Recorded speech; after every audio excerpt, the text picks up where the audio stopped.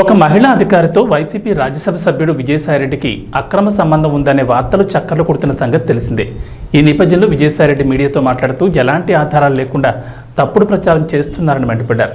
ఒక ఆదివాసీ మహిళా అధికారిని అవమానించారని, ఆమెతో తనకు అక్రమ సంబంధాన్ని అంటకట్టారని ఆగ్రహం వ్యక్తం చేశారు. కొన్ని మీడియా సంస్థలు తనపై తప్పుడు కథనాలను ప్రచారం చేశాయని విమర్శించారు. తన వివరణ కూడా తీసుకోకుండానే అసత్య కథనాలను ప్రచారం చేశారని మండిపడ్డారు.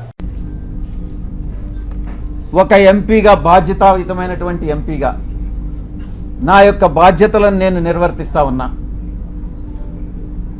ఆ క్రమంలో సమాజాన్ని, అంతరాలు లేనటువంటి సమాజాన్ని తీర్చిదిద్దేదానికి నా వంతు కృషి నేను చేస్తా ఉన్నా. బరి తెగించి హద్దులు మీరి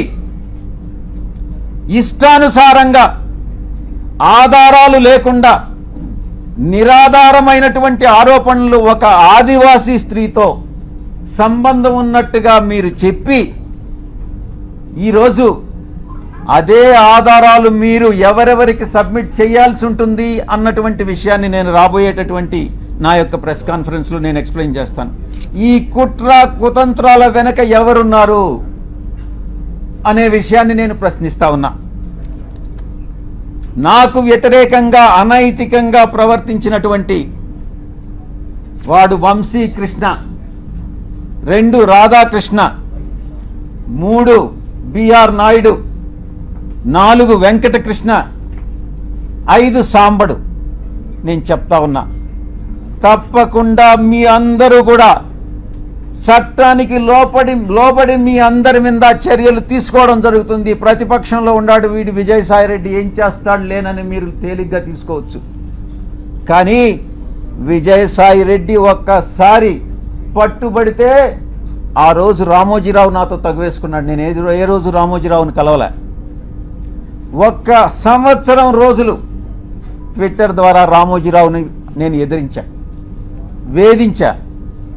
ఏం చేశాడు? అదేవిధంగా అటు రాజ్యాంగబద్ధంగాను నాకున్నటువంటి ఏ అయితే వసతులున్నాయో అన్ని వసతులను ఉపయోగించి వీళ్ళందరికీ కూడా బుద్ధి చెప్తాను అన్నటువంటి విషయాన్ని నేను తెలియజేస్తా ఉన్నా. ఇక యూట్యూబ్ ఛానల్స్ కావచ్చు, కొంతమంది సోషల్ మీడియాలో గ్రూప్స్ క్రియేట్ చేశారు. ఆ గ్రూప్స్ కానీ చట్టరీత్యా నేను చర్యలు తీసుకోపోతున్నాను అన్నటువంటి విషయాన్ని నేను మీకు తెలియజేస్తా ఉన్నా. ఆ చర్యలు ఏందనేది కూడా మీకు చెప్పి చేస్తాను. మీకు వెన్నుపోటు పొడిచేటటువంటి ఉద్దేశం నాకు లేదు. మీకు చెప్పి చేస్తాను. ఫస్ట్, మొట్టమొదటిగా మిగతా వాళ్ళని పక్కన పెట్టినా కూడా వంశీకృష్ణ అనే వాడిని మాత్రం నేను వదలను. తప్పకుండా ప్రివిలేజ్ మోషన్ పార్లమెంటులో మూవ్ చేస్తాను. వీడు చేసినటువంటి అన్యాయానికి, అన్యాయమైనటువంటి నిరాధారమైనటువంటి ఆరోపణలకి. 2, ఎడిటర్స్ గిల్డ్ ఆఫ్ ఇండియాకి కంప్లైంట్ చేస్తా. 3, ప్రెస్ కౌన్సిల్ ఆఫ్ ఇండియాకి కంప్లైంట్ చేస్తా. నేషనల్ ఉమెన్ కమిషన్కి కంప్లైంట్ చేయిస్తా. నేషనల్ ట్రైబల్ కమిషన్కి కంప్లైంట్ చేయిస్తా. నేషనల్ హ్యూమన్ రైట్స్ కమిషన్కి కంప్లైంట్ చేయిస్తా. ఆంధ్రప్రదేశ్ ఎస్టీ కమిషన్కి కంప్లైంట్ చేయిస్తా. డిఫమేషన్ కేసు ఫైల్ చేస్తా, నేనే చేస్తా.